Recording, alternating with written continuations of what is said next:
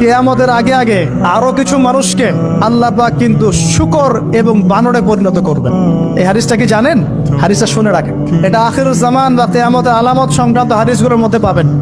আল্লাহর রাসূল সাল্লাল্লাহু আলাইহি ওয়াসাল্লাম বলেছেন, কিয়ামতের আগে আগে আমার উম্মতের মধ্যে, ভালো করে শুনেন, কিয়ামতের আগে আগে আমার উম্মতের মধ্যে একদল মানুষ বের হবে যারা মদ পানকে হালাল মনে করবে। কাকে?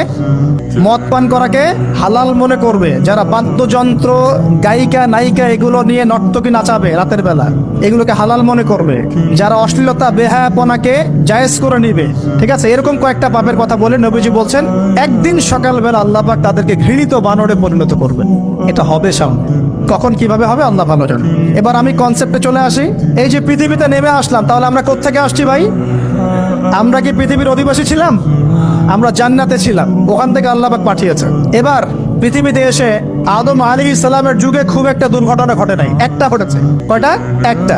ভাই হাবিলের কোরবানি কবুল হয়, কাবিলের অন্তর্দাহ হয়, জ্বালা হয়। কেন হাবিলেরটা কবুল হবে, কাবিলের কেন হচ্ছে না? এই হিংসার বশবর্তী হয়ে কাবিল হাবিলকে হত্যা করে ফেলে।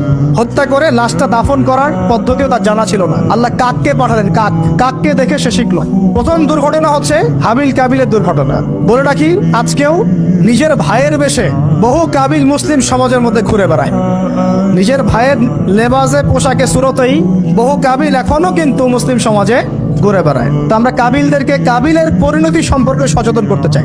হাবিল বলেছিল, তুমি যদি আমাকে মারতে আসো, আমি তোমাকে মারার জন্য হাত বাড়াবো না। হাবিল জান্নাতে যাবে আর কাবিল জাহান্নামে যাবে। কেন কাবিল জাহান্নামে যাবে? নবীজি বলেছেন, পৃথিবীর প্রথম হত্যাকাণ্ড সংগঠিত করেছে কাবিল। এই কারণে পৃথিবীতে যত খুন হবে, সমস্ত খুনের পাপের